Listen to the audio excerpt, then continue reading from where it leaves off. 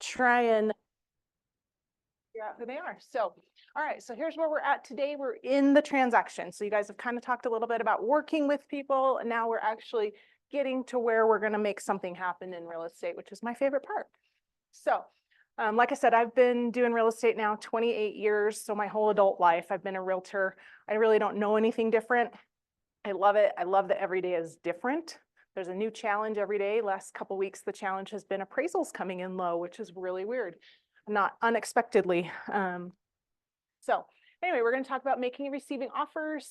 And you guys know our belief system. The biggest one is win-win or no deal. But all through this whole process, we want to work together with everyone in the whole process to make it a good scenario. So I apologize because I'll be chomping on cough drops too. All right, so today, this is what we're going to go over. We're going to go over how the offer process works, how to prepare the offer, how to write the offer, present the offer, receive and respond to offers if you're the listing agent, recap, and then you guys go on to your daily success stuff. So this is what we're going to go through today. I'm pretty casual, so if you guys have questions, ask, feel free to ask. I'll try not to bore you too much, but I'll try and fill in some stories. So we'll start with the offer process. And like I said, if I don't keep my little notes here, I will go completely off on tangents. So I'll keep looking at my notes. So, all right. That didn't work. Hang on. We went too far. Here we go. Okay. So here's the offer process. You probably, know a little bit about this just from being alive and being human and being in this world. So buyer makes an offer. Seller responds in one of three ways. I don't know how to move that, but it's okay. We'll make it work. If you can, yeah. Maybe just move it to the bottom or something. The seller could counter an offer. They could accept an offer or, thank you, perfect, reject the offer. So if the seller decides to counter an offer, then that's when the negotiations really get going. If they accept the offer, that starts the contract to close process. And if they reject it, you may have a shot to try again, but you never know. Sometimes the seller just has other offers or something else. No, sorry, remind me your name. I know we've met before. Ivan. Okay, thank you. So this is just kind of the process of how it works. And the real wrench that throws into it is if there are multiple offers. That's when it becomes a whole different scenario. So, during this process, people get excited, people get emotional, people get attached to certain things. And it's usually, this is not like a straight line, but it's like a loop. And sometimes it's multiple loops where we're doing the same thing with the same buyer over and over because we didn't get that property or that didn't work out. Probably my worst scenario that I've ever had was my sister-in-law. My sister-in-law moved, so my son's 25. So she moved away to Pennsylvania and then moved back 24 years ago. And my son was just a baby. And she had this range. Okay, so this is a long time ago. The price range was $250 to $400, which is a very wide range. Back then, that was like, okay, I want to look anywhere between 500 and $1 million now, which is like insane, right? And they wanted to look in 4 different counties. I'm like, okay, sure, why not? We ended up, in the end, I did count, we looked at over 100 homes. We wrote offers on 4, and we finally got one. But the one we actually finally got is hilarious because moving back from Pennsylvania, they had an acre and a half or something there. And they were like, we don't want to go to a teeny tiny lot. We want at least 1/4 of an acre. Like we would prefer 1/3 or a half, but we want at least 1/4 of an acre. So I set my criteria in the MLS, set up the searches, everything. And I set it at 0.25 because that's what they told me. They want 0.25 of an acre. And the house they ended up buying was actually not one I found. They called me up and said, this is again, dating it quite a bit. We saw this ad in the paper for this house, like seriously.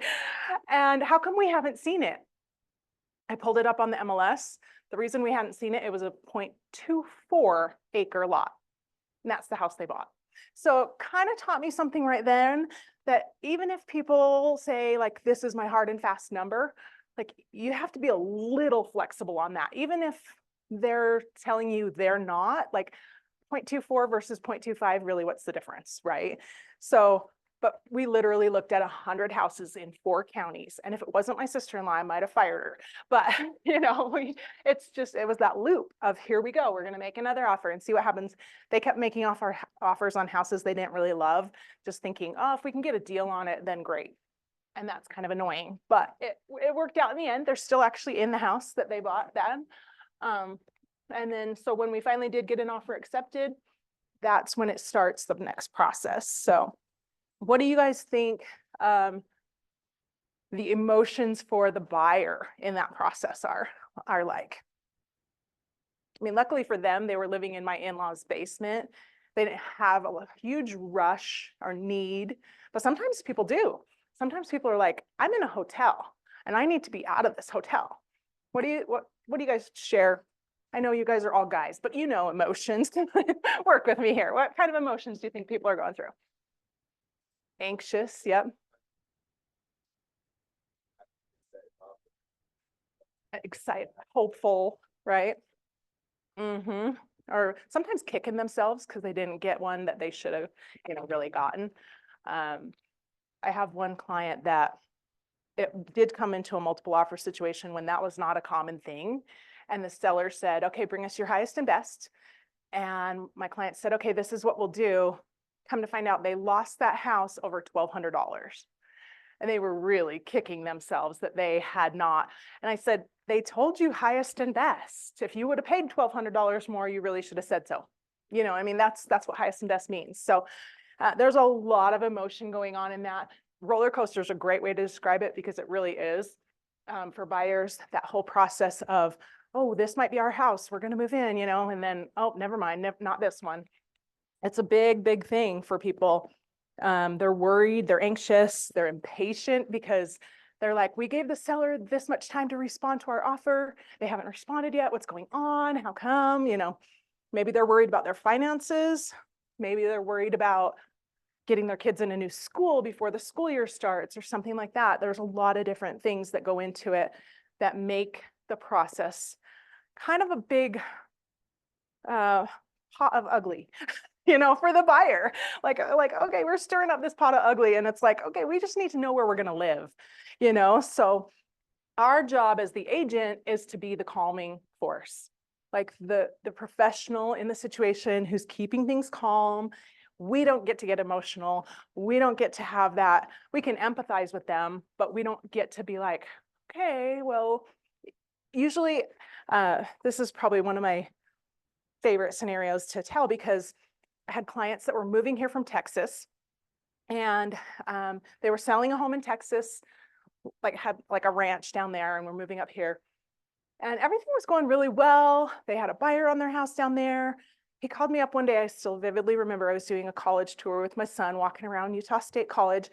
And he calls me up and says, we got to back out. And I was like, wait, what? And he's like, we got to back out. Our buyer down here won't close on time.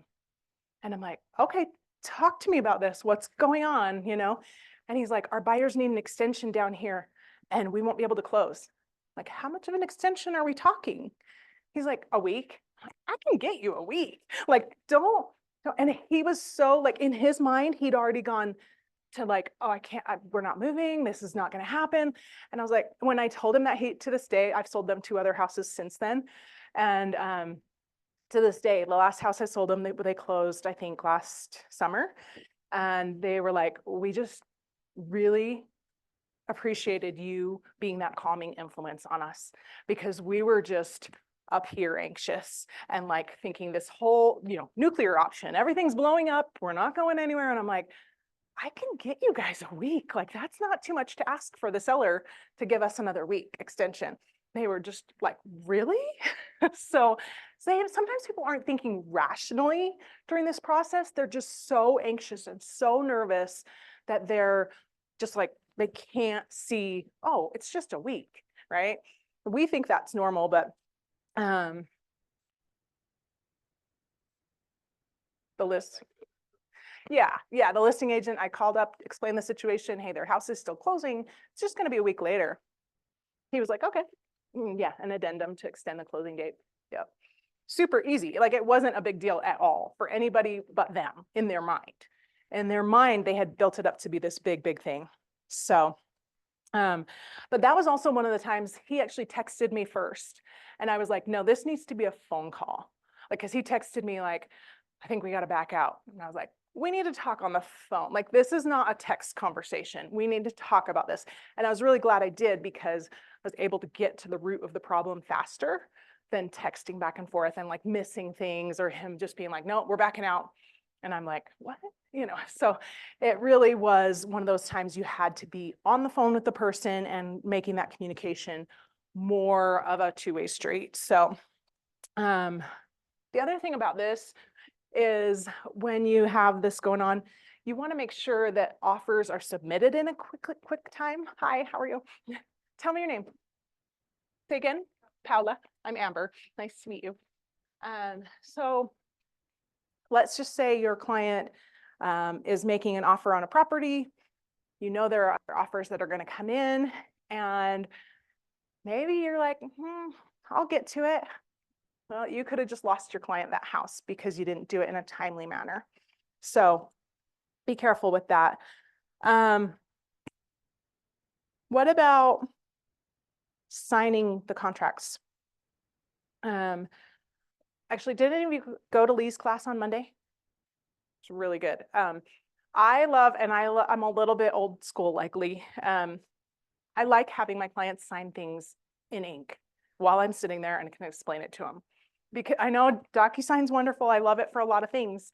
But for the first time buyer who's making an offer on a house, that just feels disconnected. I'm going to send you a DocuSign, you just sign it. They want to know what they're signing. They need to know. It's our job for that to tell them what they're signing. So I really will take the time, especially with first-time buyers, to sit down with them and go over it and have them sign in ink. Like it's just something that helps that process along.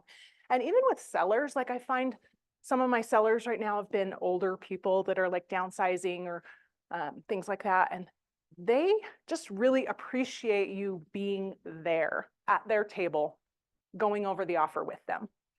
It sounds so old-fashioned, but it really goes a long way to keeping your clients understanding that you're their agent, really. Like FaceTime with your client is a big thing.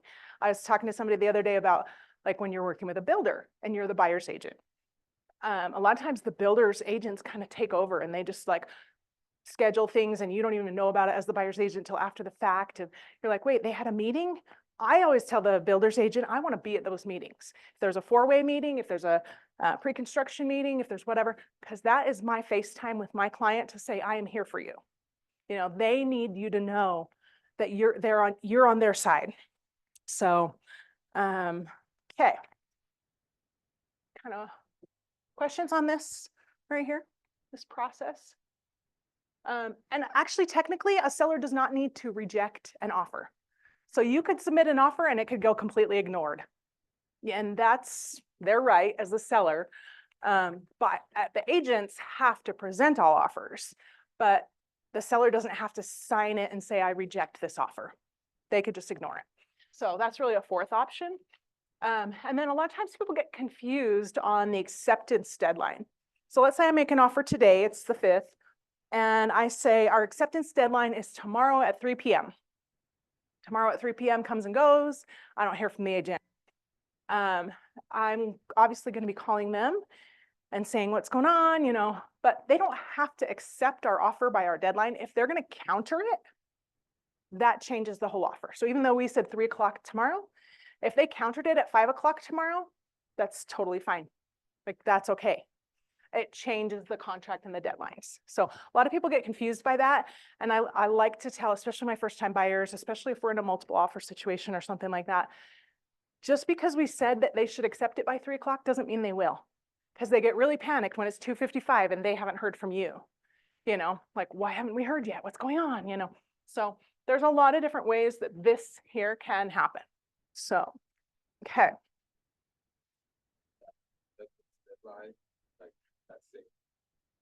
I don't like to give them more than 24 hours unless I have to, unless I know something like, I've had sellers of mine that they're like, we're going camping in the mountains. Like we're putting our house on the market on Friday. We're going camping in the mountains. We won't be back till Monday. You can't reach us. Okay. Then I know, I tell people like they're not going to accept. But I personally, if I'm working with a buyer, I don't want to give the seller too much time because other offers could come in or, they know what they want. They know how, so it shouldn't take them a tremendous amount of time to respond to the offer. That's my opinion. 24 hours is adequate. It's not over I had an offer come in on one of my listings not too long ago. And they gave us like 5 days to respond. And I was like, why did you do that? But whatever. It's just the buyer's agent.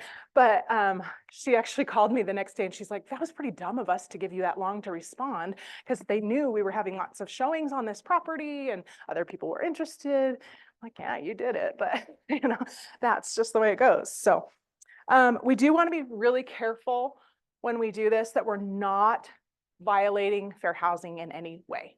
It's really, really, there's so many fair housing things that we can get tricked up on. Especially when we're presenting offers. Love letters, you guys have heard about love letters, like how those work. I have a mixed relationship with love letters. I tell my sellers if we get multiple offers, I will not show you any of those letters until after you've accepted. And if then at closing even, like I'll give them to you at closing because you want to know what people said about your house, but I don't want you to know that this one's a single mom and this one is, it's not relevant to the transaction. And that is a marital status is actually a protected clause in fair housing. So the fact that she wrote that in her letter, like pleading, I'm a single mom and I need this house. And, that doesn't help our situation. We want to go with the best offer. What's the best offer for you? So that's something to be really careful about. And let's see, what are some questions you guys could ask the listing agent? If you're getting an offer ready, your client says, I love this house. I want to make an offer. What are some questions you guys could ask the listing agent?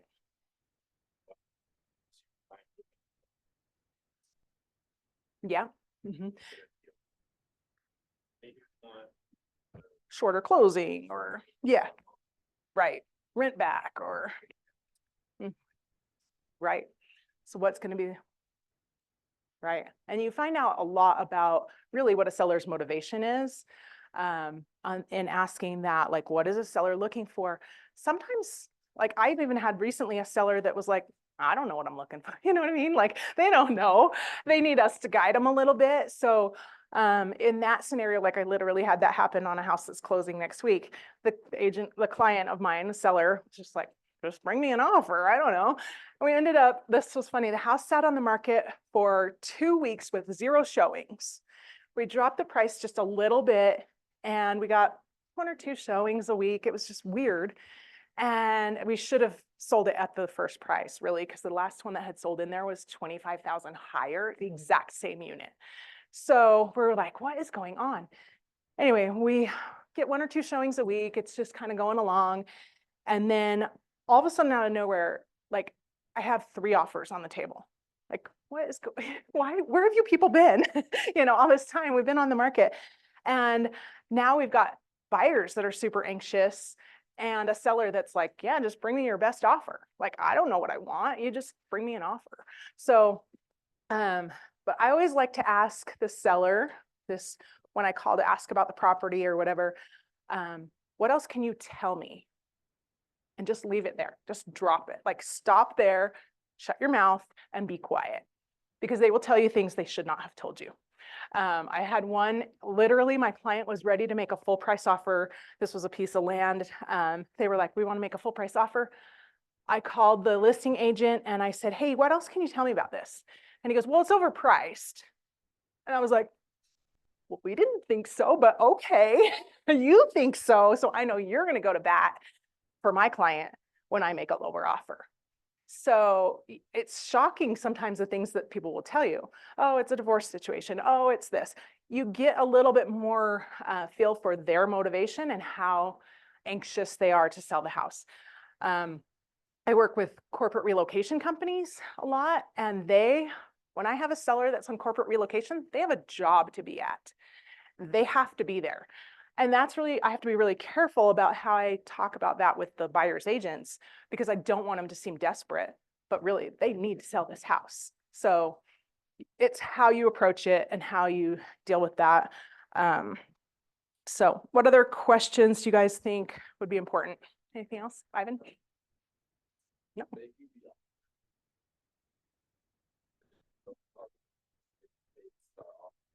Yeah, so you'll write the whole rep C. We'll go, I think one of the next classes goes into detail on like writing the rep C. We'll go a little bit into it, but not like totally detailed. But then, yeah, I will send it over to the agent yeah. So buyer signs it. And in the email, body of the email, I'll like write a summary, like here's our offer. This is why my client is pre-qualified. They have this, they have 300,000 down or whatever. Like they're a solid buyer. I want you to know they, or you know, some of my buyers that are moving here for jobs, like they have to be here for a job. I literally had a lady living in a extended stay hotel. She needs a house. Like if you're looking for a buyer that's serious, she's serious, because a lot of the things she was looking at were townhomes under 450 and they're getting multiple offers. And she's like, I need a place. So if sellers are looking at these offers going, I got a flaky buyer here or a serious buyer here, you know, that could sway even the price. Like that could be more important to them than the price. So anything else you guys can think of?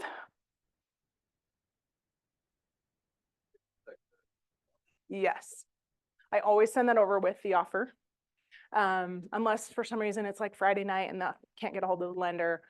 And then I'm like, I'll get it to you first thing Monday, or, you know, usually I have it ahead of time, but sometimes it's outdated or it has the wrong price on it or whatever. So, yeah, so timing, motivation, why they want to move, what else the listing agent wants to tell you just because he's talking. And that's why I'm like, what else can you tell me? And I just stop. And there's always an awkward pause. And then they're like, well, and they start telling you stuff that they shouldn't have told you. So a lot of agents like don't want the offer to be sent. Like a lot of times, we don't do it very much anymore, but like in Dotloop, you could send a loop, which is the link to the offer. I don't recommend that. Just send a PDF. Send a PDF of the offer.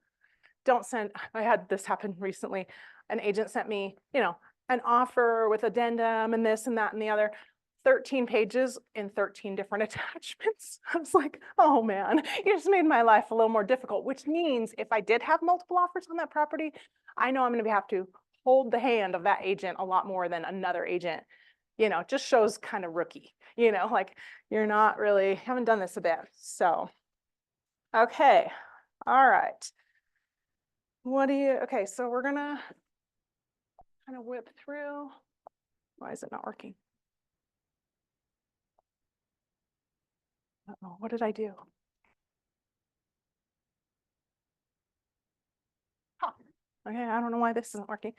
Okay, ahas. Anything you guys want to talk about? We kind of just jumped in here.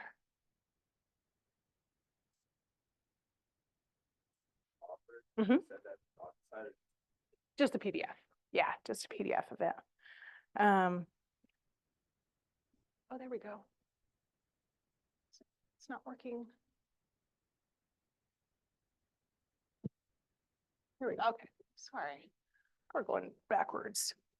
All right, so this is Gary Keller. Some of the best agents I know love nothing more than a difficult negotiation. I don't love a difficult negotiation. I'm like, that's just me. That gives them a chance to really shine, to acknowledge objections, to discover a solution with which both sides can be happy. That, like we said, win-win or no deal, that's really what we're looking for, is to make everybody happy. Sometimes that's just not possible, but we do the best we can to get there. I like working with agents that are good to work with. Like you can tell they're gonna work with you and not be adversarial on everything. So this is, I do like getting my clients a deal. I do like when that happens, but I don't want it to be so butting heads of a scenario, you know, negotiating. And looking for clues of what, like, we don't see a lot of them right now, but bank-owned homes, we saw a lot of them during the 2009, 10, 11 era. But in the last, I want to say 5 years, So it was pre-COVID, but not too long ago. There was a bank-owned house. I knew the house very well. I was actually in my neighborhood. My friend used to own that house before the previous owners that got foreclosed on. I was in that house a lot, so my clients wanted to see it, and it was on the market. Oh, I'm trying to remember. I think it was on the market like a $750, and this was like 5-6 years ago. And but it was bank owned, and I could see the history on it that had gone under contract and failed 4 times. So gone under contract, get this far down the road, and then they back out. My client was his brother is a structural engineer. This house had major structural problems, and buyers would get into the process and they would say, oh, whoa, that's way too much for me.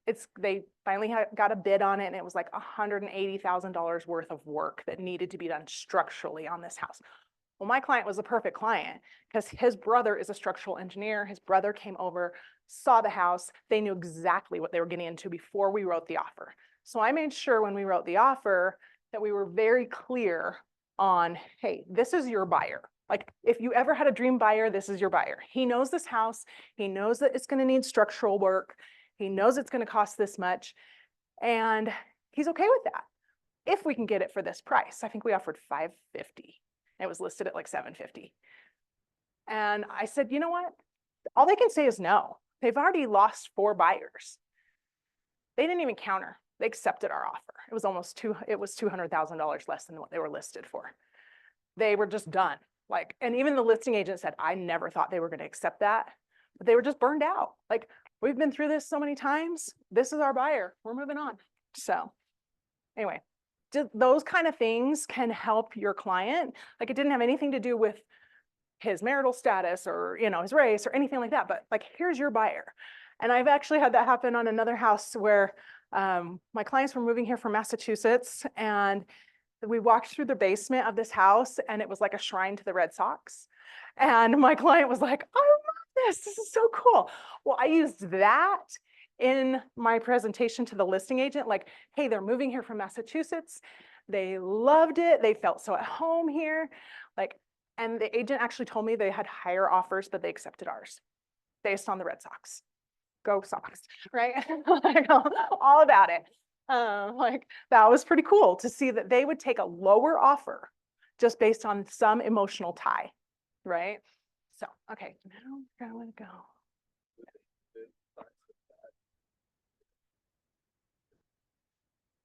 I didn't need to. Actually, I'm trying to think. That was a long time ago. I don't know how they came to me, to be honest. It might have been from an agent in Massachusetts that referred them to me. I honestly don't know. I grew up in Connecticut. Maybe they saw that and were like, hey, New Englander, I don't know. But yeah, occasionally, like, I have a client right now, a past client of mine who's bought and sold houses with me. She just reached out to me on Saturday and said, my parents, her mom and dad are both divorced and remarried. So they 2 houses in Maryland. So she says they need to sell those 2 houses to be able to come out here and live closer to me. And I asked her, like, do you know an agent? Do they know an agent there? Because I can introduce them to someone and then I can get a referral fee. Absolutely.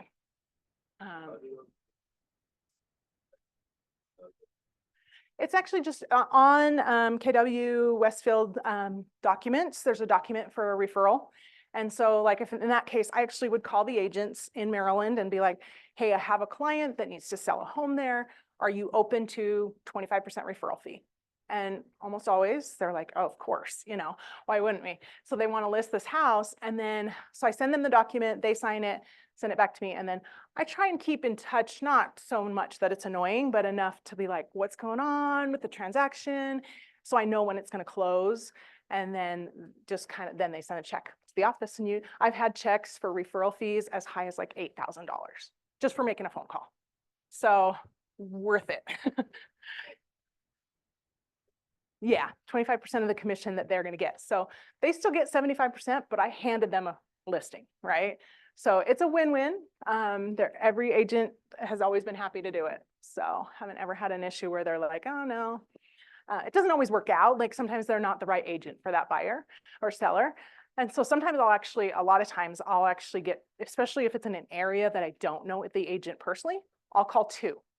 And I'll let them know, hey, I'm talking to 2 agents and the client is going to decide between those 2 agents. So if you get it, 25% referral fee. So give them choices, always good. Okay, so I got to keep track of time because I can just talk and talk and talk. Prepare to write an offer. So first thing you want to do is make sure the house is still available. Maybe they just accepted an offer 10 minutes ago and we don't even know. So you have to make that call or text or whatever, like, is this home still available? You want to work on building that rapport with the listing agent, just letting them, tell you things about the house or just letting them know, how good you are going to be to work with. Ask about how much activity they've had. This market has shifted really fast. And we went from where we were getting, I had a client that put their house on the market, started showings Friday morning at 10 a.m. They left to go to a hotel, came back Sunday night. Between the time they left on Friday and the time they came back on Sunday, we had 28 offers. And it was like a revolving door of showings the whole weekend long. That's not happening anymore, right? Like, it's not common. So asking the agent, like, how's your activity been? And most agents are going to be vague, but you can hear sometimes a little bit just in their voice or their tone or the way they answer that question. Get a little bit of information like, oh, I thought it would be busier. Oh, I thought it would be less busy. Other offers, like, they may, like, have you had any offers in the past that didn't work out? That's a great question to ask, because you may then get some information about, well, yeah, this offer came in, but it was way low. So, okay, what do you consider way low? Like, you can get some information from the listing agent that might help you.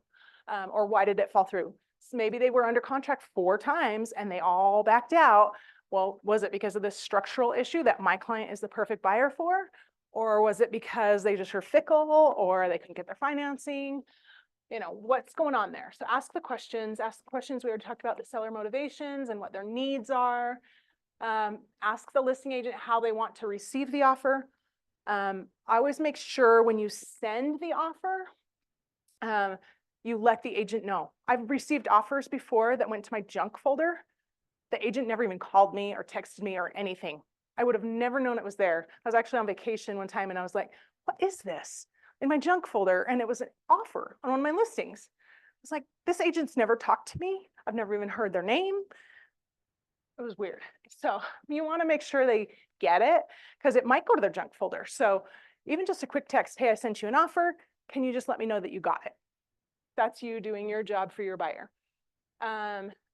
Obtain the buyer's pre-approval letter. We talked about that a little bit. Look over the MLS history on it. Like, hey, has it been listed 5 times in the last 5 years with 5 different agents? Like, what's going on? What can I learn from that information? And then usually I don't do like a full CMA, but I will look at comps for my buyer. Like, hey, what has been selling in this neighborhood?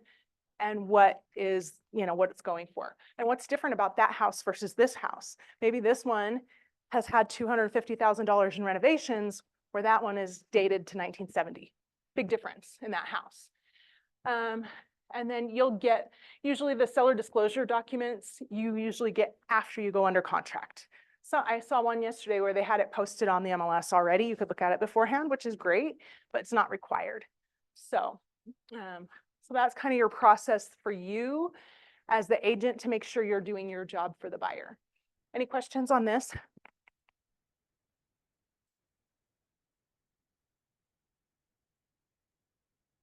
No? Okay, we'll keep going. All right, ahas. Anybody have anything they want to share?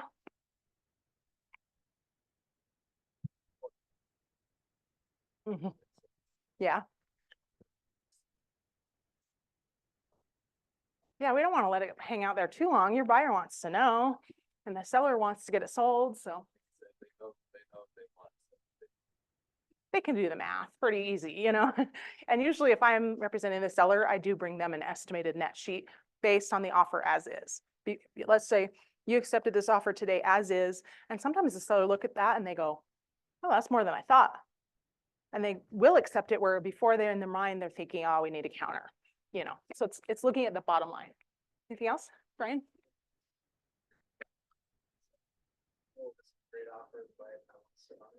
Oh,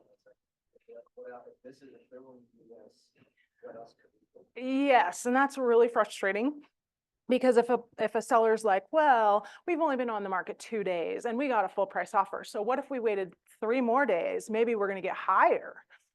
Maybe, but you also might lose this buyer, right? So that's what I tell them. Like, we don't know. Like, usually, not always, but usually the first offer that comes in is the best offer because it's the one the buyer saw it, they love it, they're under contract, or they want to get under contract.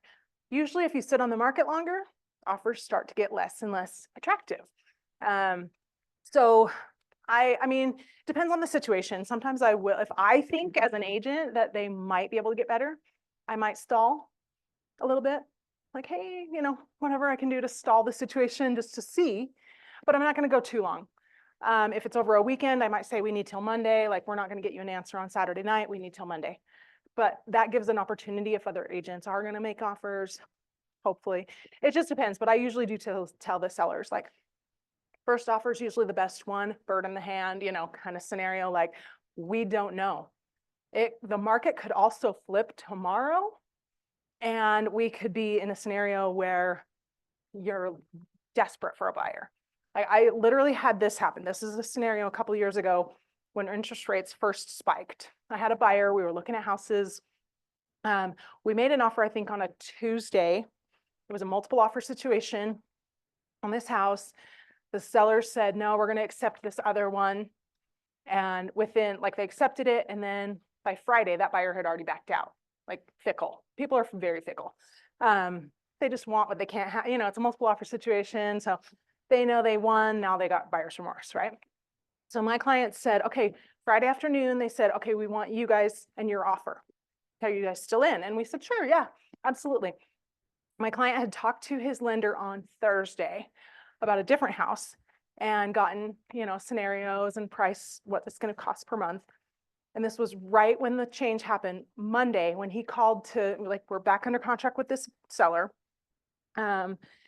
He called the lender and they said his payment was going to be, I think it was like $600 more a month than what we had talked about on Thursday. Just from Thursday to Monday, like that amount of time, the interest rate went up that much that his payment was going to be so much higher. He said, well, I still like this house, but in order to make it work, I need the seller to drop their price 50 grand. And I was like, okay, this is a lot to ask, I think the price was 750 or something like that. It's a lot to ask a seller to come from 750 to 700 when they just had multiple offers and, we know they had asking price. So I went to the seller and explained the situation. They didn't even counter. They said yes. They were so nervous about that interest rate spike and that they would be in a situation where they're out of state and, have a house to sell here and that they couldn't sell it. 50 grand, just like that. So you never know what's going to happen. Like, literally, that was over a weekend. But I think the market had changed so much.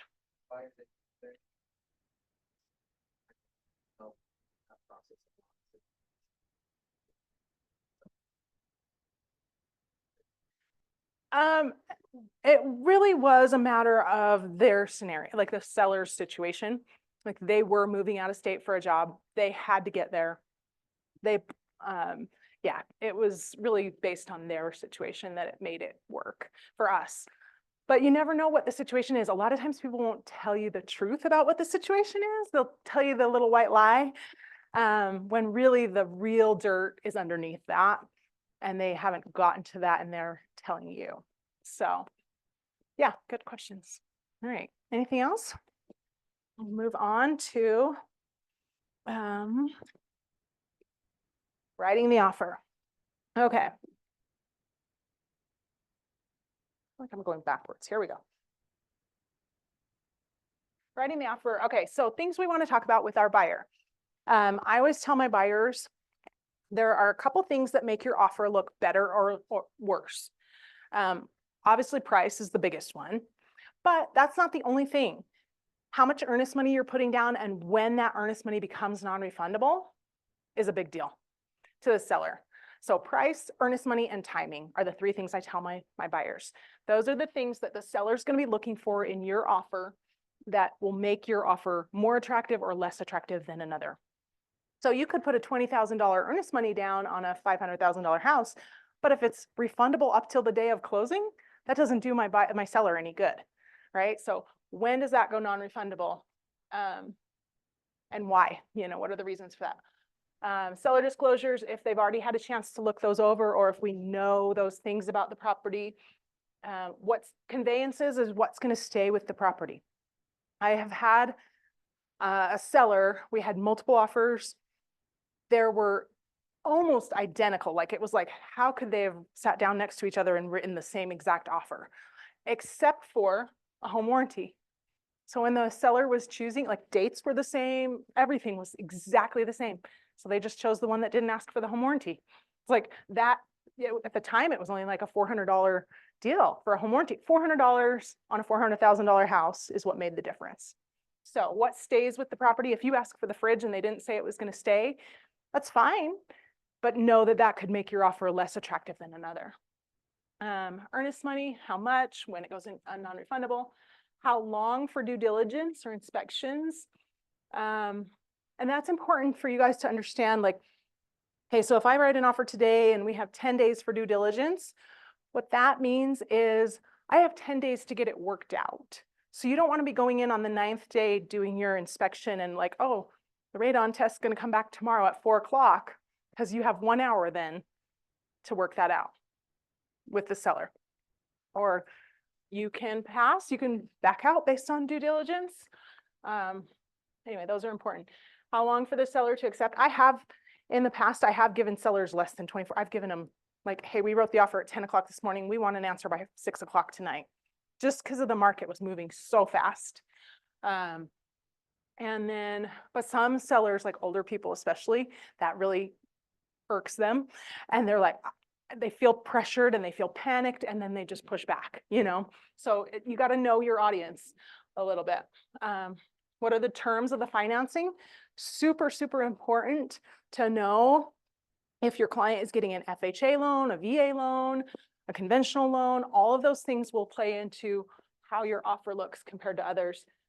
The buyer pre-approval letter, when you want to close, home warranty. And along with closing, something important there is when they're going to take possession. I find this, even no matter how I explain it, like I feel like every time that's a question. So we'll be writing an offer, sitting with my buyer and say, okay, so it's pretty common, like they're still living in the house. So it's pretty common to give them like 24 to 48 hours after closing to get fully moved out, right? And so we're going to go in and sign on a Wednesday, but you're not going to get keys till Friday. And they're like, yeah, that's fine.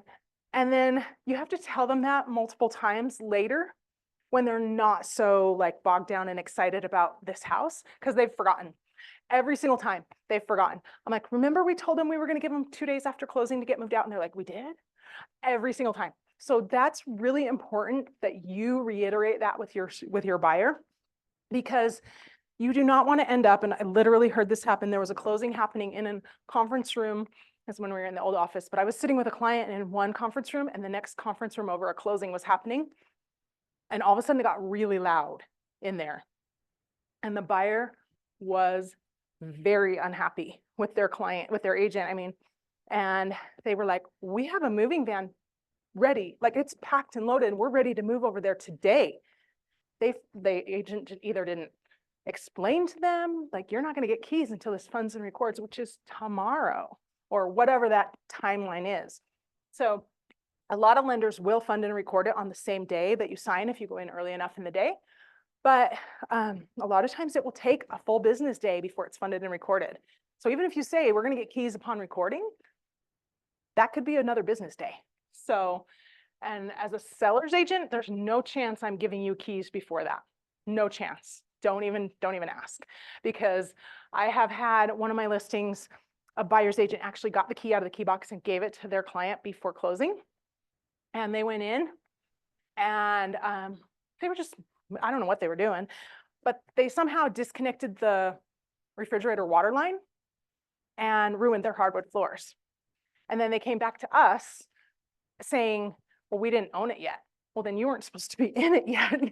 Like that was a big thing. Like They wanted our insurance, my client's insurance, to cover the cost, and no, you weren't supposed to be in that house.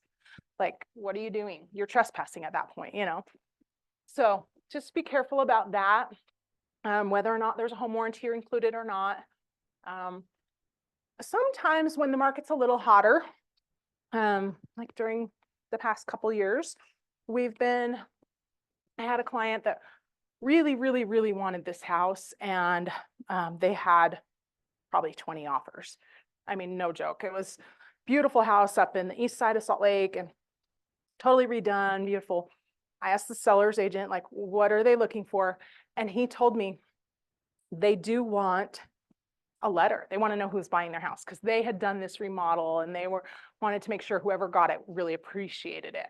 And it didn't have anything to do with like his situation, just they wanted to know that it was appreciated. They put a lot of love into remodeling the house.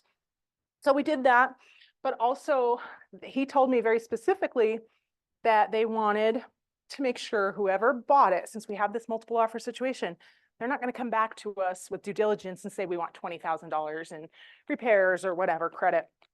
So we actually wrote it into our offer that we are not going to ask for repairs. And that truly, we were not the highest offer. He said there was one offer in that situation that had an escalation clause, which means they said they'd pay higher than the last offer, and there was no cap on it. And like we were probably in the long run, if they had gone with that one, they probably would have gotten 30 grand more than my client's offer. But you never know what's important to the seller. So that was important. But I did have to remind that buyer when they did the inspection and he found something, I was like, remember, we said we weren't going to ask for anything. It's in the contract. So special clauses, things like if they're asking for closing costs or things like that, or addendums. Okay. You want to be really careful. Let's see. Okay, so talk through the offer with your client, review it, make sure your buyer understands the contract. That is your job. Review the details like the price, the closing date, the inspections, and contingencies and conveyances. I do find it important. Usually when I go under contract with a buyer, I send them an email like, here's what's next, right?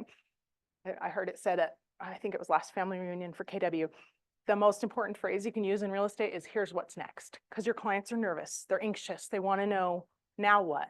We're under contract. So I send this email right as soon as we go under contract and says, okay, here's what we need to do. We need to do inspections. We need to this, that, and the other. And I put in that email, like, hey, when you check, here's a couple of inspectors that I've used and liked, my clients have used and liked. If you want to use someone else, you totally can. Not a problem, but just check, because in Utah, inspectors are not required to be licensed in any sort of way. Like I could literally go out and print business cards and say, I'm a home inspector. Doesn't matter. So you need to check, but I also tell them, make sure you check if you want to have radon tests, meth test, mold tests. Those are generally not part of the package, so they're add-on costs. So if you want to have those done, you need to ask for them. I was selling a house for a person, people, and the buyer did all these inspections and found the radon extremely high. And my clients, I didn't sell them the house, so I didn't know how the process went. They said, well, we did an inspection when we bought the house. How come that didn't come up when we bought the house? I said, well, you did a home inspection, but as part of that home inspection was a radon test done. They're like, oh, I just assumed it would be. You can't assume. And it came like, if you know anything about radon, like if it's over 2 point whatever picoliters or whatever it's called, that's when they recommend mediation. 4 is when it's required, like EPA says you definitely should have mediation. So I've seen a lot of radon tests for my own house. I had it tested, it came in at 8.5 or something like that. And I was like, okay, this house came in at 66. Even the radon inspector said, I've never seen it that high. My clients were like, we lived in that house for 2 years and they'd rented it out afterwards. And they're like, now our friends are renting it from us. I'm like, tell them to open the windows. Like, seriously, they were like, how did we not know this? Because their agent didn't tell them that was an option. Recently, I read agent was, but they had a contract officer without their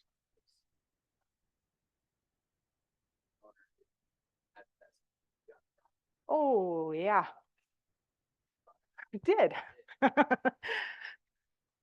And that's scary for, yeah.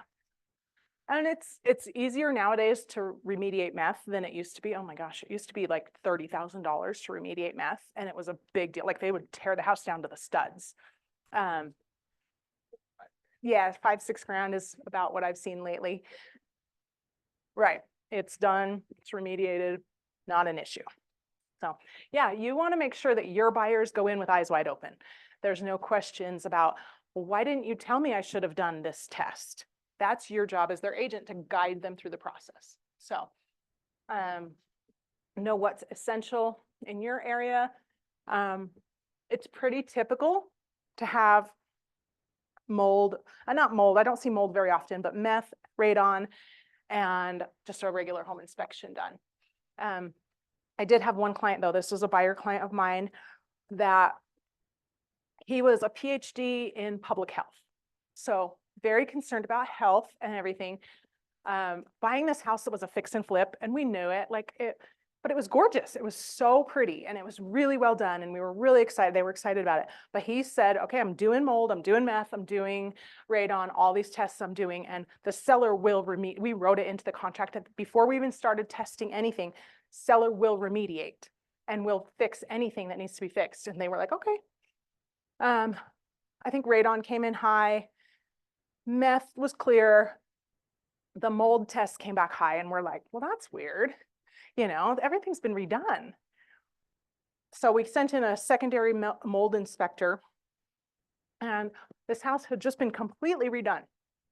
In the basement, there were laminate floors. The mold guy pulled up those laminate floors, brand new, and the mold, he said, the mold was worse than he's ever seen. And like he had to get his guys out of the house at first because it was so bad. And like they had to suit up and like do the whole thing because it was so bad.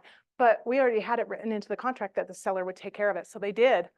But it was like, you just fixed this house, but you just literally slapped down laminate flooring over the crappiest mold you've ever seen in your life. Like you knew that was there. Come on. Like, so that's pretty common, but it depends on the client. Like I occasionally have other clients that ask for mold because of allergies or things like that, but you never know. Common terms, right now we're seeing a lot of buyers asking for closing costs. That's pretty common.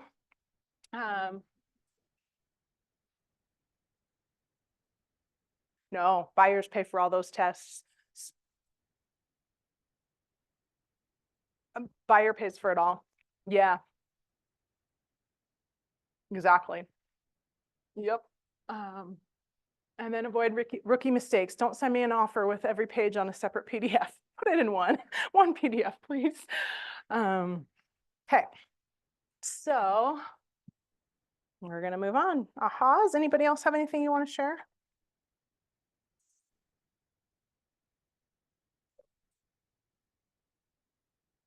Yeah, once you're under contract, then usually the listing agent will send you those. Mm-hmm.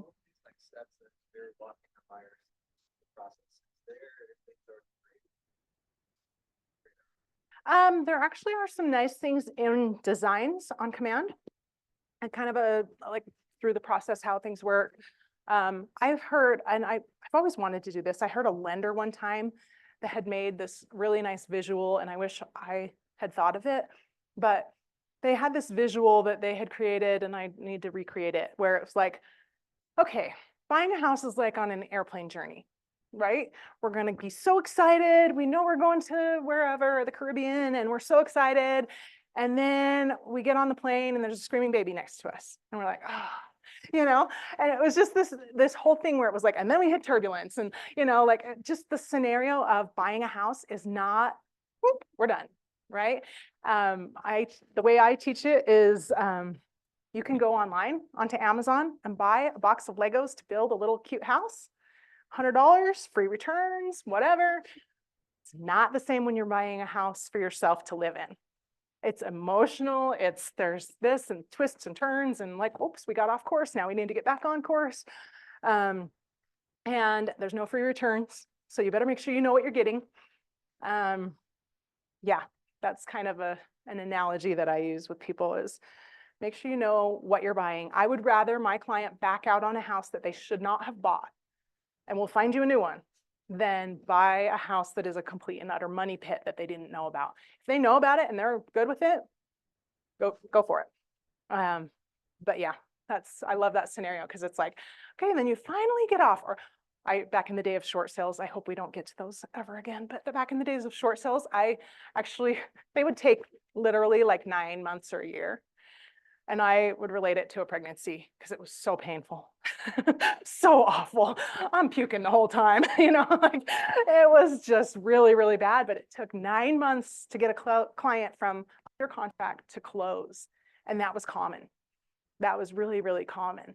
And it's not fun. You just want it to be over, like so many things. So just letting your client know up front, like this is not going to be all perfect. There are going to be things that come up that what I say is there's always going to be things that come up. It says it in my email. We'll look to do everything we can to proactively prevent them, but there's going to be things that come up that we need to address. And there's going to be bumps in the road. So don't stress too much. Some people get the first bump in the road and they're like, oh, wasn't meant to be, backing out. You're like, wait, what? That's a $100 fix.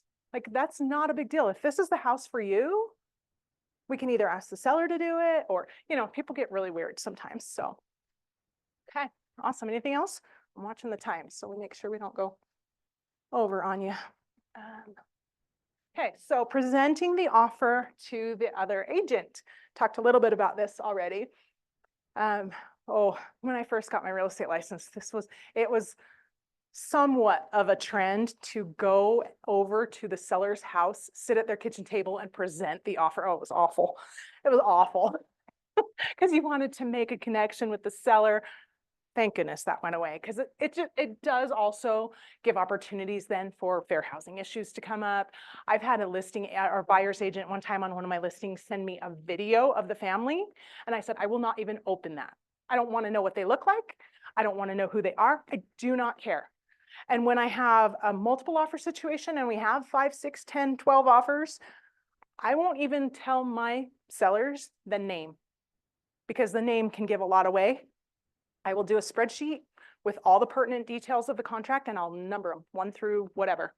And I'll just put the agent's name at the bottom so I can reference which offer was which. But I won't even put a name on it because some people, that can be a discrimination factor as well. So we want to be really careful. Okay. So we're presenting it to the agent. We want to double check all our documents, make sure you got everything signed where it needs to be. Again, that's a rookie mistake. The last page of the Rep C, if you miss that initial on the very bottom, that's a rookie mistake. I can tell right away that you're a new agent, because that's very common until you've missed it a few times. Double check, follow the instructions of the listing agent. So I had a client one time, they were actually from Maine and back east. It is more common, and this was when earnest money wasn't as much as it is nowadays, but it was more common back east for people to put 1 to 5% as earnest money. And that was not common here. People were putting $500, $1,000. That was very common at the time. And they had this house listed with 2 different agents before me. They didn't sell. 2 years on the market, did not sell. And so when they hired me, they actually interviewed 10 agents. They flew into town, interviewed 10 agents in person. I was like, holy cow, that's a huge time commitment. And then they told me that they wanted, when they get an offer, they wanted at least 1% earnest money. And that was a little bit of a stretch at the time, but I put it in the agent remarks. So agents know, hey, this client, this is important to them. And if anyone would have called me and asked what's important to them, I would have told them this is important to them. You could probably have a lower offer, but if you have a higher earnest money, that's important to these guys. So we got 2 offers and one of them had $1,000 earnest money, which was not 1%. And the other one had like a $10,000 earnest money. They honestly barely looked at the $1,000 earnest money because they said, this guy didn't even read. He didn't even read what you told him. Like, not even gonna look at it. Label all your documents clearly, put them in a logical order. the email summary, like I talked about, notify the listing agent that you're sending an offer, and adding all the documents to command, then letting your buyer know, like, hey, I've submitted the offer, now we sit and wait. Now is the hard part, we wait. Okay, so there's a lot of ahas on here. Okay. So go ahead, Brian. So, Uh-huh.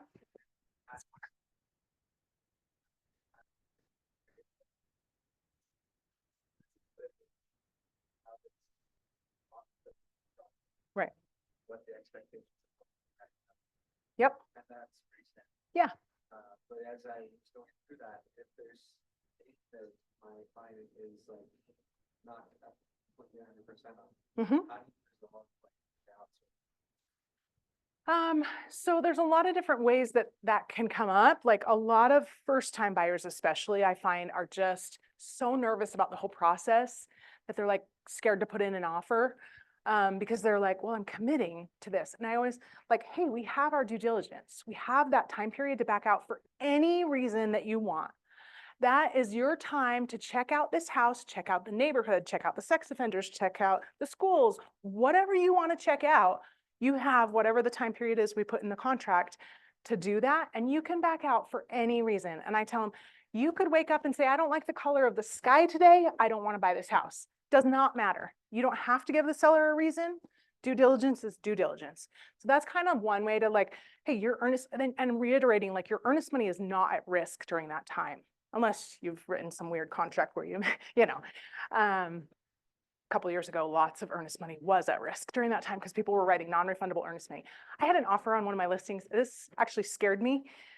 $50,000 earnest money that they said was non-refundable upon acceptance. And they had never walked through the house. And I was like, are these people for real? And it was 105,000 over asking. I was like, oh my goodness, they were for real. They bought it.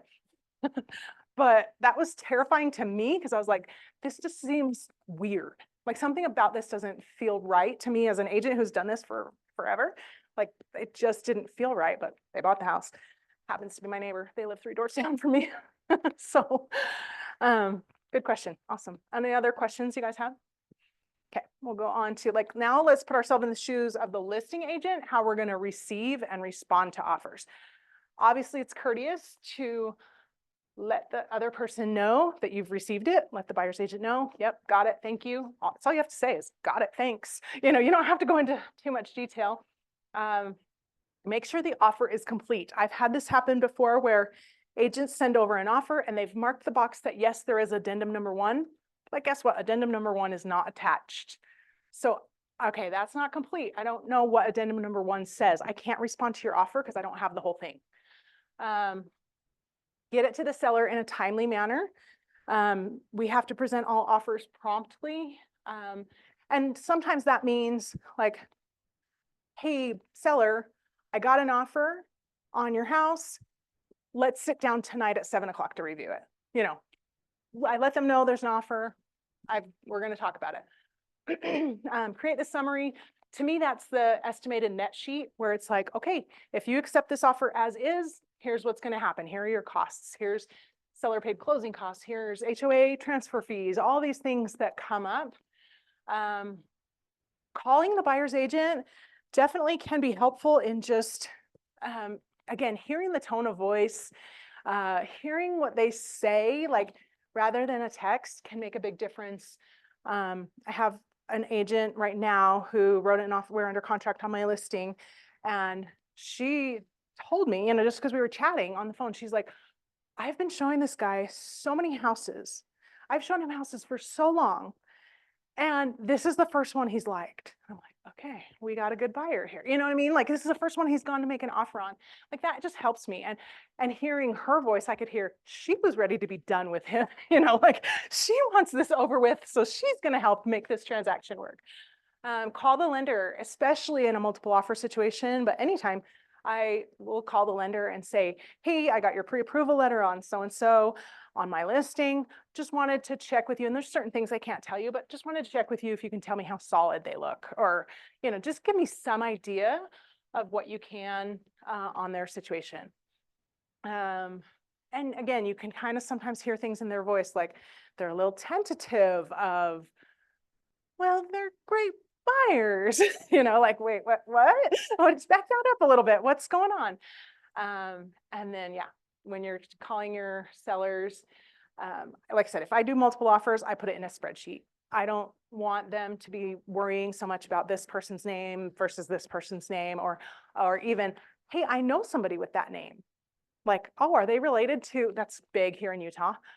Although that has worked in my favor one time. We were the only offer, so it was good. But my clients were moving down from Idaho. Their last name was fairly uncommon. I don't think I've ever heard it before. The sellers, when we presented the offer, like immediately the listing agent came back to me and said, my clients know someone with that last name in Idaho. Are they related to blah, blah, blah? And I was like, oh, what are the odds? They were. Yeah, and that was like another reason why the seller wanted to sell them the house. They loved the people that had that same last name, whatever. But you never know how that can work for you or against you. So, okay. We're not going to get too into detail on how to do it in Command. But okay, so let's talk a little bit about, you're getting this offer for your seller, and maybe it's a little lower than you hoped it would be, or your list price. How are you, as a listing agent, going to present that to your seller? Like what kind of things are going to be useful or not useful? I'll tell you, I've made a mistake before of being like, this offer is so low. And the seller was like, I'll accept it. And we're like, oh crap, I just, like made myself look really dumb because I'm bad mouthing this offer. Whereas I don't know what my seller situation could have changed last week. Like if we're or if we've been on the market a while, sometimes seller situations change to where they all of a sudden feel a lot more urgency than they did a week ago. Things change in the process. So you just don't know. You don't want to badmouth the offer. Even if it's really low, I try to present it in a neutral way, like, hey, at least we have an offer. It's a start. It's a starting point. And that one I was telling you about a little bit ago, that we sat on the market 3 weeks with no showings, and then we got 3 offers. We got 3 offers. One of them was complete crap, but it helped us get the others up because they knew there were other offers. Like, so I don't care that it's complete crap. It helped us, like it was a terrible offer. But it helped us we're now under contract over list. So. That like a conversation phone, like overall. It depends. Yeah, it depends on the seller. Like these sellers, they're a little more sophisticated. They've moved for their job several times. So I was like, hey, I'm going to send you the offer in an email and let's talk on the phone, right? I don't need to sit at their table and go through it all, right? But it depends. It really depends. I try to fill out the client and their comfort level with things. So let's see. So yeah, so then they can counter the offer. I always tell them, like, even if it's a low offer, we can counter. Just because this is what they're offering doesn't mean they won't go higher. We don't know. They could accept it as is, and that's why I give them the net sheet with as this offer is, or they could reject it or ignore it, really. So those are their options as a seller. So I want to make sure that I know who the agent is. I know a lot of agents do. If you get an offer from someone, I don't do this all the time, but sometimes I will. Like if I don't know the agent's name, if I'm not familiar with them, like I'll look on the MLS to see what homes they've sold to get an idea of how experienced they are. Just helps understand, am I going to need to hold their hand a little bit? And I don't mind doing that. Like I really, truly don't mind doing that. I had one agent, we actually closed a deal and she told me at the closing or after the closing, she told me that was my very first deal. And I was like, why didn't you tell me earlier? I would have helped you with, because the offer was a little sloppy and things like that. But I'm like, she's like, that was my very first deal ever. Thank you for being so nice to me. I was like, I would have helped you more if you would have told me. Like, I wouldn't have, I'm not one to be antagonistic. A lot of agents will take advantage of that, but you got to know who you're working with. So, okay. All right, so the seller's going to reach a decision. So we're going to present the offer kind of as neutrally as possible. We don't know what their situation may have changed. They can counter it, they can negotiate, they can accept it, and reject it. Make sure if they do, just communicate with all the parties to let them know, especially in a multiple offer situation. That's the worst when you have 28 agents waiting to hear back from you. They're like, what do you know? What do you know? And they're calling you all the time. But you're going to go with one offer, whatever, you're going to accept it. Then we start the process of getting them disclosures and things like that. So, okay. We don't really have time to do a role play because we are going to run out of time. So, but what questions do you think, even having sold a home before or anything like that, what questions do you think a seller might have in that part of the process? Like, hey, we got an offer. First thing that they think is excitement. And then they see it's 50,000 low or whatever. And they're like, oh man, like, what do you guys think are going to be your sellers' questions in this market? The market is changing.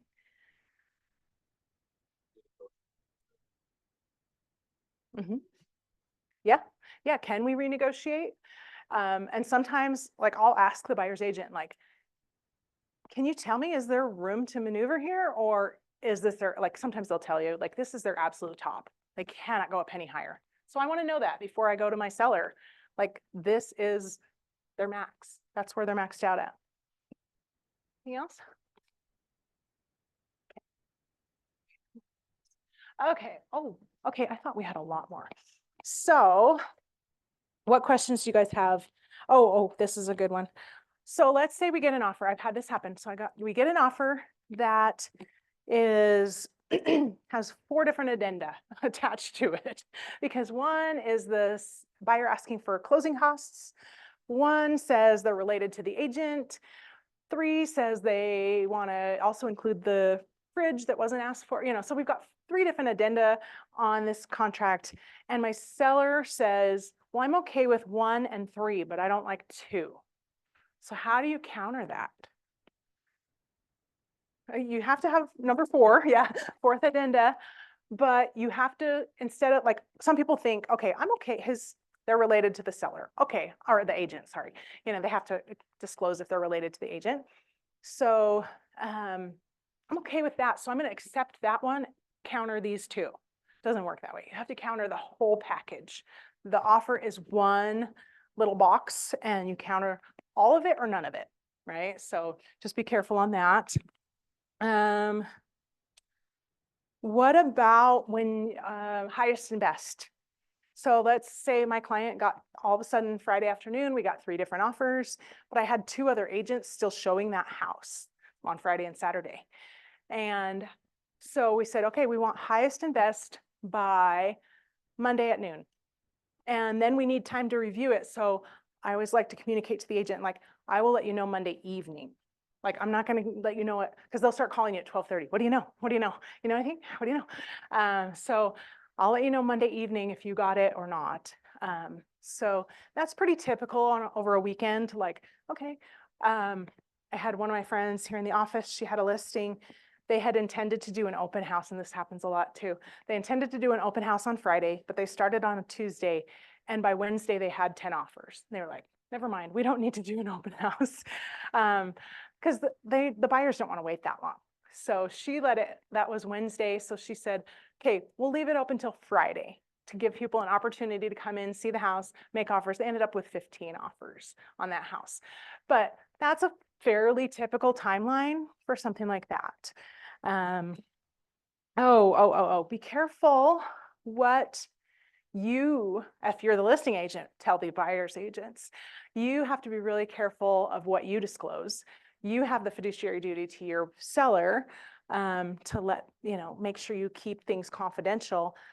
And it's actually, this was a weird one for me because so every year the Utah Association of Realtors does a convention, and they have a legal panel where they come talk about all the things that are coming up, the problems that they see.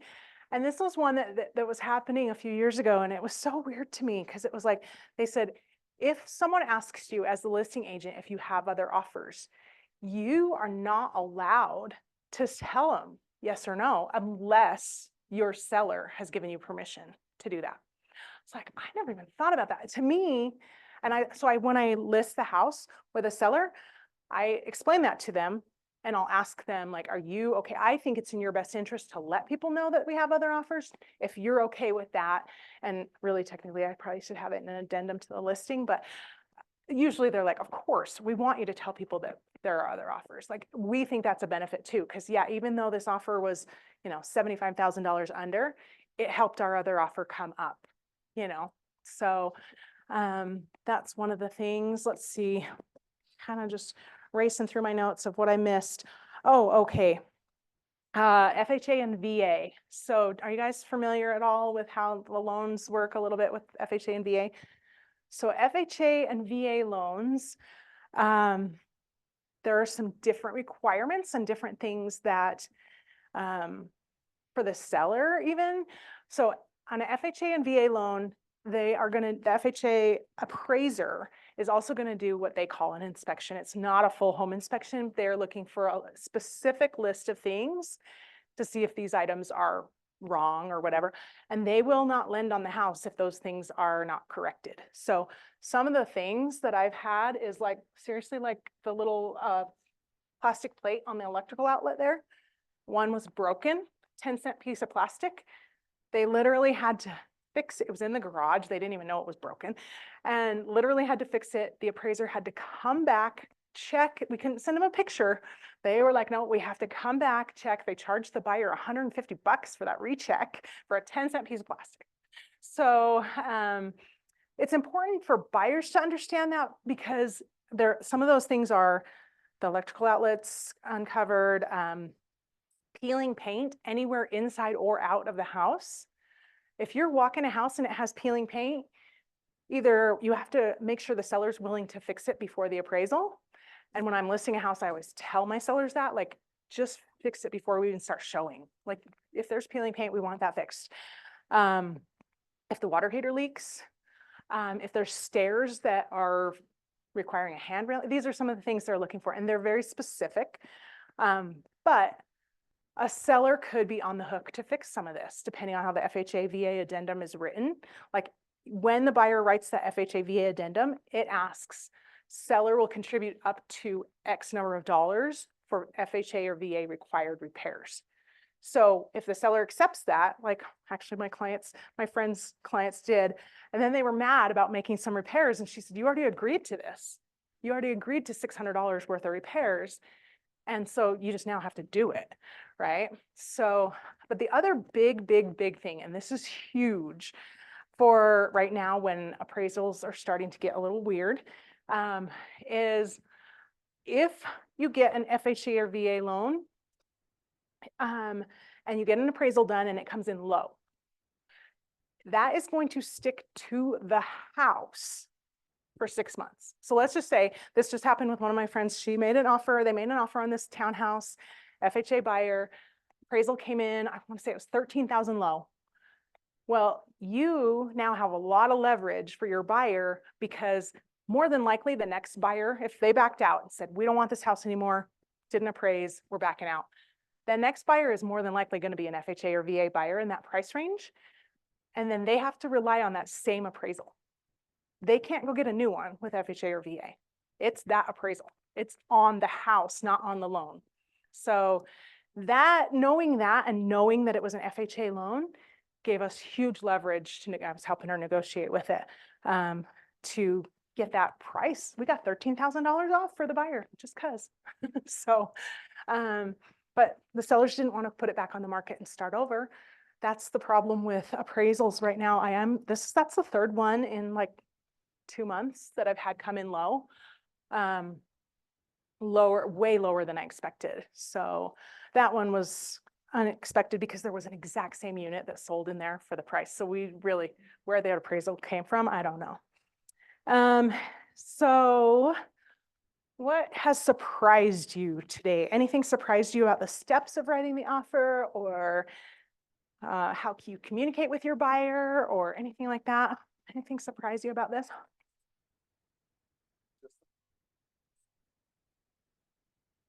Oh, yeah. my favorite thing to negotiate are repairs. No. Mhm. FHA. Mhm. There is. So anytime you're writing an offer that your buyer is getting an FHA loan or a VA loan, you have to include that FHA VA addendum. So, and it does address, the most important thing is they have to buy it as their owner occupied home. They can't buy it in as an investment property, but it also addresses that even if, let's say their appraisal deadline has passed, in the FHA addendum, it says if it doesn't appraise, they're getting their earnest money back. Like, let's say the appraisal came back 2 days after the appraisal deadline and it was low and they backed out, they get their earnest money back. That's important. And then it does address repairs where you can put in a dollar amount. Usually if it's a normal house that doesn't look like it needs a lot, I'll just put $500 or something like that, maybe $1,000. But if I can see, like, visually as I walk around the house, like, hey, that water heater's leaking, hey, that paint is peeling or whatever, I might go a little higher on that number. So it just depends on the market and it depends on the house. Anything else that surprises you guys? I think a big part of it is communicating with the other agent and communicating with your clients. Your clients are nervous, they're anxious, they are, a lot of times it's the first time they've done this, they don't know what to expect, they need you to guide them through that. So, and then also, like, helping your client make the best decision. Okay, so this just happened yesterday, it's still a little raw for me. I have this house under contract at 1.37. You know, I found a comp that closed last month for 1.45. So I felt like when the appraiser called to do their appraisal, I was like, we're fine. We're fine. I actually sent her 5, the appraiser. This isn't a good tip. If you ever worry at all, or even sometimes don't worry, it's my listing. So I'm prepared ahead of time before the appraiser calls me with MLS numbers. And when she texted me, I said, here's some MLS numbers you might consider. Like, I'm not doing your job for you, but they usually appreciate it. Like, they're usually happy to get that information. She used none of them, which they were good comps that really would have helped our value. The appraisal came in yesterday at 1.27. We have $100,000 difference. Obviously, my sellers are not happy. Buyers thrilled because they want the lower price. But my sellers have already moved out of the house. They've already bought another house in Minnesota. They have, like, it's supposed to close in 2 weeks. So is it in their best interest to take the $100,000 hit, which is a huge hit? They bought this house 2 years ago for 1.45 and then put $250,000 into remodeling it. They're already upside down so much. We could, I told them our options are, we can take the $100,000 hit and get it closed in 2 weeks, or we can go back on the market and hope that another buyer comes along and that the appraisal doesn't come in this low. We don't know though. It's in my opinion, it's in their best interest to take the hit and move on with their lives, be done. It's a huge hit. I get it. It's painful. Did not want to make that phone call yesterday. That was like not really the funnest thing I got to do yesterday. Because they're like, well, can't we dispute the appraisal? Well, here's the thing. They can't. They're the seller. The buyer could. The buyer could say, I don't like that appraisal and ask the lender to dispute it. But the seller's always going to be saying, my house is worth more, right? And that appraiser won't even talk to me. I gave her good comps that she didn't even use. She used the worst possible comps. I looked at the appraisal and I was like, seriously? Like, these do not compare, but it's done. We have a buyer. Like, we need to close this house. They need to get on with their life. So even though to me, like, that felt like, dang, $100,000 hit, I don't think I could walk away from $100,000. But you also never had that $100,000, right? That's what people have to remember, is it's not done till it's done. I have had buyers back out like on the day of closing. And that is seller, like, I had a seller, we were supposed to close on Monday, but my clients were leaving, driving away to go to Oregon where they were moving to. had the moving truck all ready, and they signed on Friday. The buyer was going to sign on Monday. And on Friday, the lender called the buyer's job to reconfirm that he still works there. They said, yep, he works here. They told him he has a job here. There's no danger. That was Friday morning. Friday afternoon, he got laid off. They could not buy the house. But here's my client is already gone. And we have to, do what's best for my client. I felt terrible about it because they were first-time buyers and they lost their earnest money. And the agent on the other side was not experienced at all. And he said, well, isn't that what the financing contingency is about? And I said, yeah, up until a certain date. Like, he didn't even understand the contract. He didn't understand that after that date in the contract, his client's earnest money was not going back to them. So I felt terrible because they were young buyers and they just lost their job and it was a rough situation. But here I have to take care of my seller. So I've got to be the bad guy.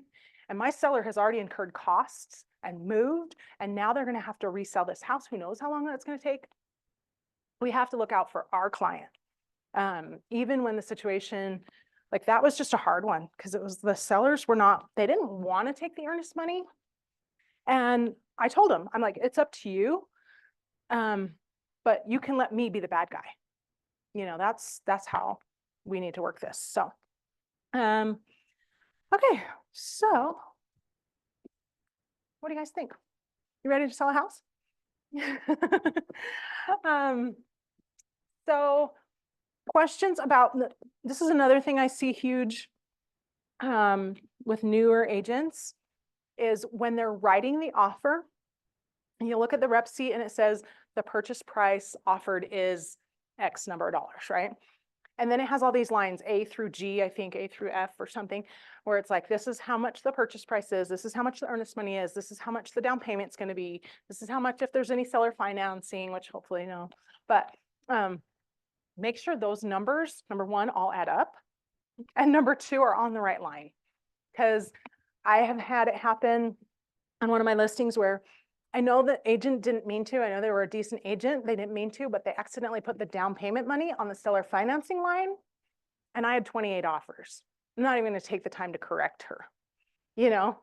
It's not. So you need to double check all those things before you submit the offer. So, all right, what questions do you guys have? We might finish a touch early because I thought we were way behind and I was hurrying through. So what questions do you guys have? 28 years, done this. So all kinds of crazy stories.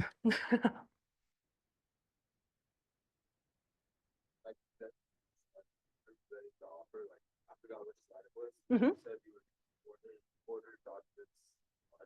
Yeah. So when you're sending over the email to the agent, I'm going to have it that the offer is first. Like if I'm having multiple attachments, offer is going to be first, pre-approval letter second. And if there's addendums, I hope that I can put it all in one PDF, but sometimes it's just not convenient. And so you're like, okay, so I've got offer, rep C, I've got addendum number 1, I've got pre-approval letter. Yeah. And also, like, I've had agents when I've sent over offers, like for some reason on their email, it didn't show that there were 3 attachments and they only saw the first 2. And I'm like, oh, there's 3. Like you need to look for it and just make sure they understand. So what else? What questions do you guys have?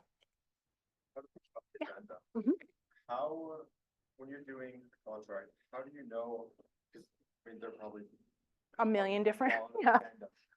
How going into that, do you know, okay, this is the addendum I need to, yeah, that's the hard part at first until you get the hang of it. But my FHA VA is a definite yes. You're always going to need that if they're getting an FHA VA loan. There's one way you can do it is in the MLS, there's a search feature. Like a lot of people don't know let's say we were negotiating repairs and we negotiate whatever we negotiate. There's a specific addendum for that called the resolution of due diligence, which it's named so badly, but like, how would you know that that's what it's called, right? So you just need to look and see, and like, don't try and rewrite your own language because attorneys have written these. Like when you're asking for seller paid closing costs, there's clauses and there's addendums that are separate. If you ever have a contingent sale where your buyer has to sell a house, there's a specific addendum that needs to be included for that. I would just play around on the MLS a bit and kind of see what's out there till you get a feel for it, and ask questions. Like seriously, ask people, because that is a rookie mistake when I get an offer and it's like they write in the closing costs, but they write it poorly. And there's a lawyer written clause on the MLS. You don't need to write it poorly. It's already been written for you. I actually serve on the forms committee at UAR, and we're really, really busy right now with all the settlement lawsuit stuff, rewriting all our forms to comply with the settlement.